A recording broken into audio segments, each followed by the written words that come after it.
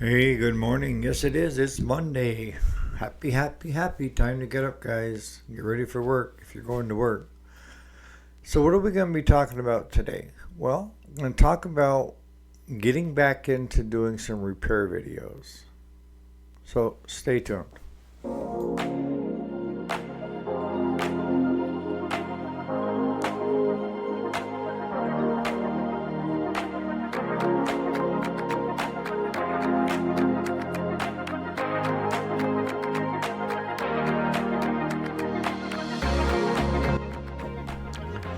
Alrighty, welcome back to the channel. My name is Eric, and yes, this is the weekday, Monday through Friday. Today is Monday, May 19th of 2025.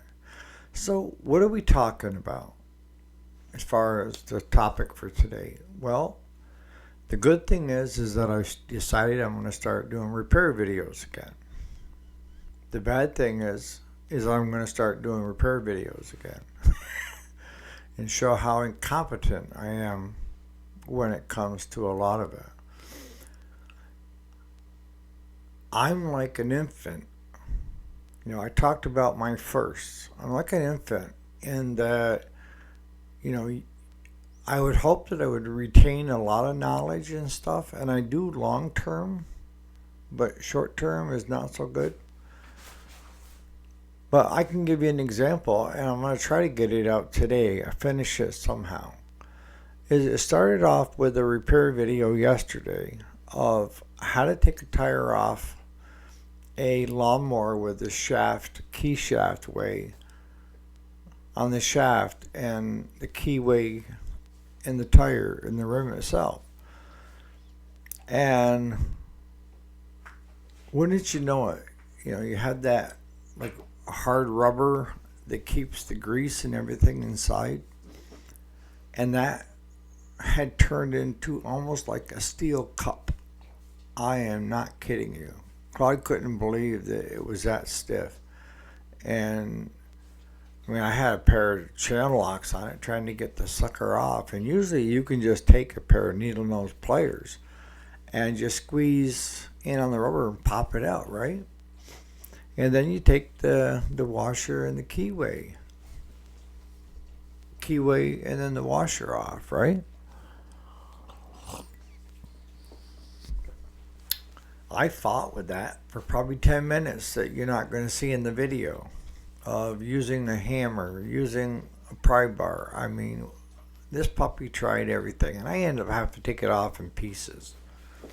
And I was showing Claude because right in the midst of showing how my excellence of repairs go, Claude shows up yesterday. And of course, yesterday's a Sunday. He doesn't work Sunday. But he notices I'm there, so he stops in to say hi, and he sees I've already broke the tire down. I'm just now at the point of where I'm going to put the valve stem into the rim and then work the tube around, put the tire back together, and then add just a little bit of air at a time so that you don't pinch the tube and you allow it to. You want to put some air in it and then stop and give it time to catch up and get rid of any air that's inside there, right? And then you give it a little bit more air and let it sit. And for some of them, you have to give it so much air and then wait for the bead to pop back on. Because even though you're using a tube, it's still going to pop into place. And I've seen too many guys over the years, the first thing they do is they put a tube in and then they start trying to take it right up to pressure of where it should be for using it, right? And that's the worst thing you can do, because a lot of times the tube doesn't have time to right itself to start getting rid of the air, right? And then it ends up getting pinched, and or hair is a pinhole in the side of it. The other thing you're not going to see that I did, and do not ever use your hand to go around the inside of the tire looking for something that might have caused the tire to be soft in the first place. Because if you leave that point out, what ends up happening is you put that tube in and that sharp object's still there, and it pops a brand new tube. And it's a do-over. And the last thing you want is a do-over where you send it back to your customer and then have it go flat again. So what Claude taught me years ago is you never use your hand, because he said he sliced his hand open before doing that on a car tire. He said what you want to do is you want to take, because we have shop rags, take a dry shop rag, hunch it up into a ball, and then go around the whole inside of that tire. And if there's a sharp object in there, it'll catch on the cloth, and you'll feel it. And you're not cutting yourself in the process. And it doesn't hurt to throw on a set of gloves too while you're doing it. So you want to do that to check for any nails sticking through, screws sticking through, who knows what's sticking through, before you put a tube in it. And I did it, but it didn't get put on the video. But as I was getting it all ready to go back together, Claude shows up. And of course, when he's around, he doesn't like me to do anything yet. And he doesn't realize that he's going on 73 this year. So he just takes it over, and he can do that in probably a quarter of the time that it takes me. It's kind of like, that monkey effing the football. So he shows up and he puts it back in, and then he doesn't even allow me to air it up. He needs to, because he knows how to do it, and he thinks I'm a lost cause. So we get to visiting in the meantime, and what I didn't realize is that camera, just like I have here, I had on where the video I was doing shut down. After so long, I guess it shuts off by itself. Okay? So you only got to see half of that video. You didn't get to see the rest of it, of checking the air pressure, pumping it up a little bit at a time. I got to get back to, showing you what I do know from over the years, and then allowing Claude to do the things that he's learned over the years. Because he's definitely faster at stuff than I am. But he's doing it every day. So it's something, a walk in the park. So I decided, well, now that he showed up, we got the tire back on, no video of that. That went on real easy. The cap, he had a spare one out in his toolbox, so he brought that out. We put that on it, got it ready to go, called the person, and normally we don't do any deliveries on Sunday, but I had already promised one person I would bring back their Ferris zero turn, which, by the way, I put the belt on all by myself. And I actually had to use my feet on a 1 foot on a half-inch breaker bar to push the tensioner to release the tension so that I could get the belt over the last pulley and then let off and good and tight. Cause like, you put that on by yourself? I said, yeah. How? So I explained to him I had to use my feet. He thought that was hilarious. So I told that customer I'd bring it back yesterday morning.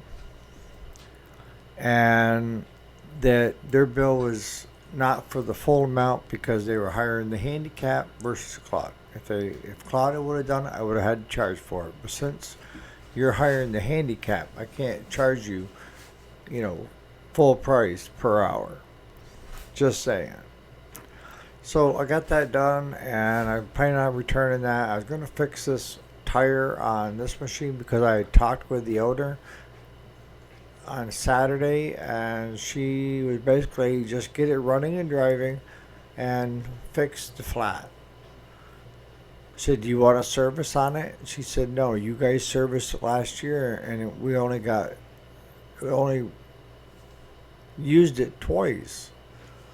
I said, "All right." I said, I can check it for you to see how black your oil is. If your oil looks good, then I don't see any need in it." So I checked it, and sure enough, it was still clear.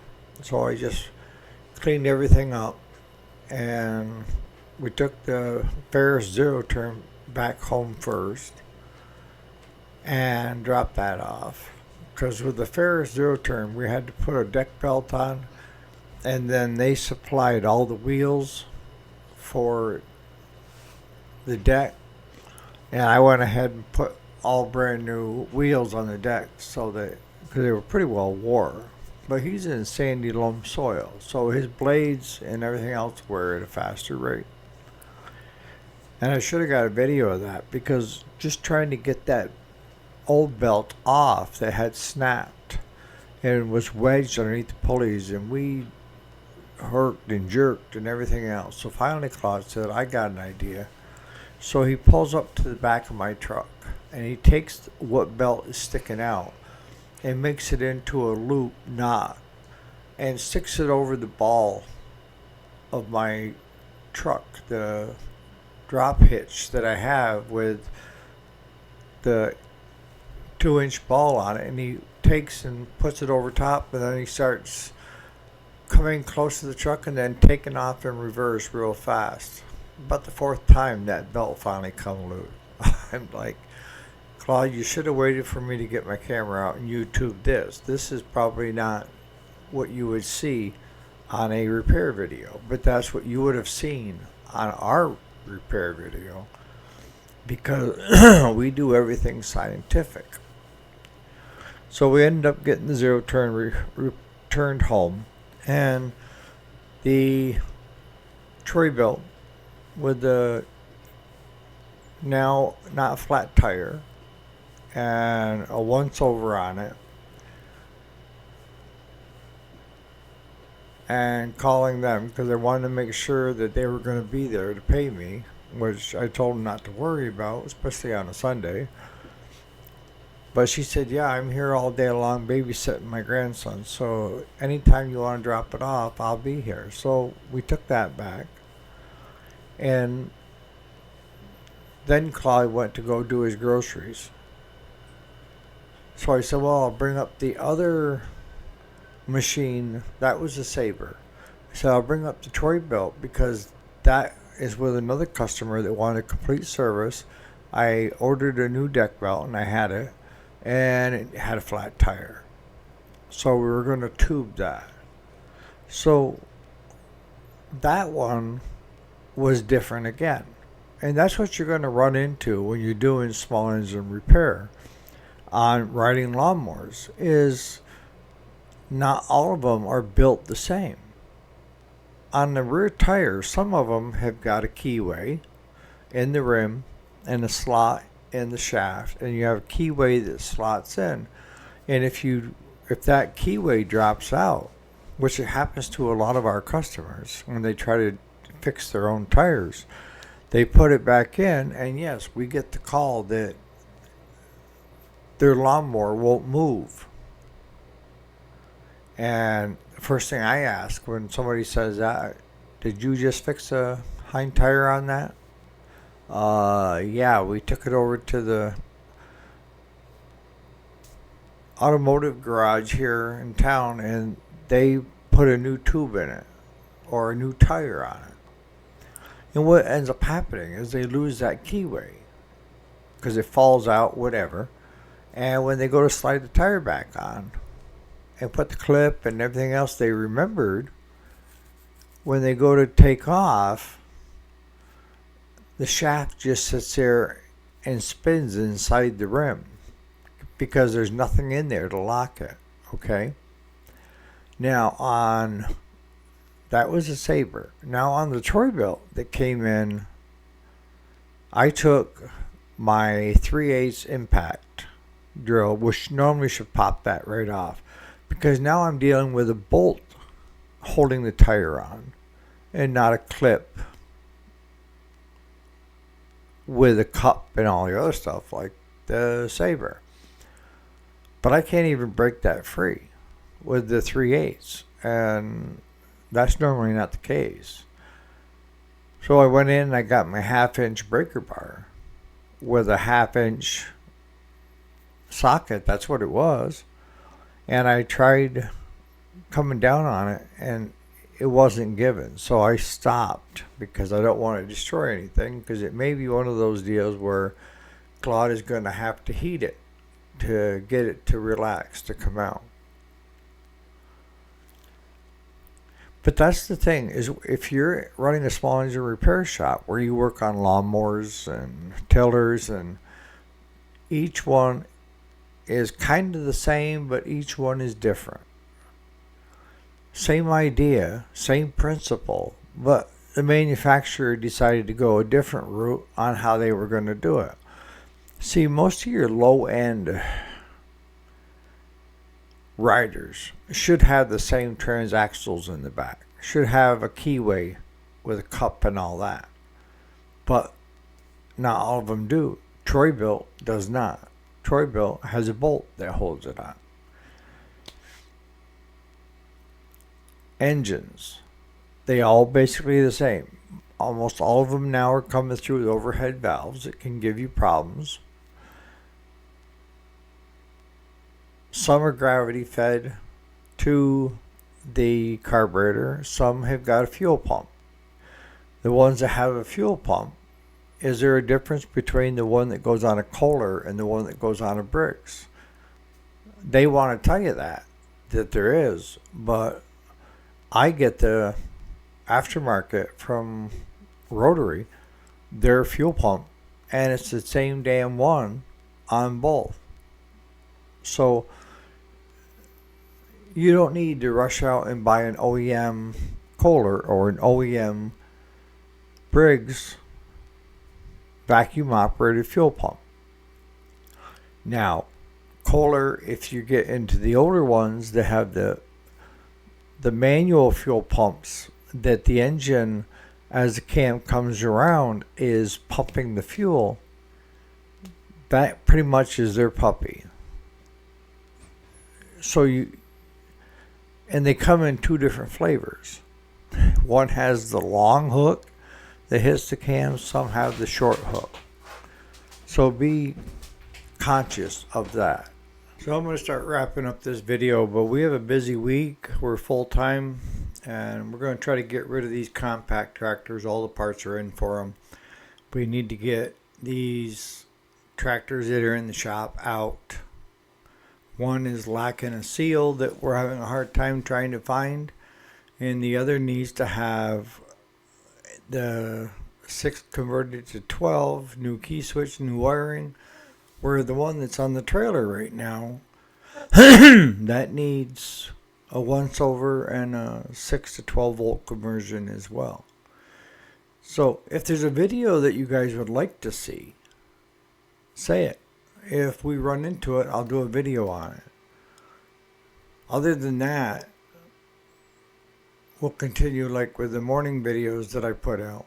But I'm also going to try to throw in repair videos as well. And they're not going to be highly technical. It's just going to be for the average person of what to look for and the do's and don'ts. Because we've done the don'ts before. So if I can remember when I'm doing it, what not to do, I will make sure to say that. Because we've done it that way before and it didn't work out that great. So on that note, you guys have a great Monday. We'll catch you here bright and early tomorrow morning. And hopefully I'll get that video finished on the tire. All right.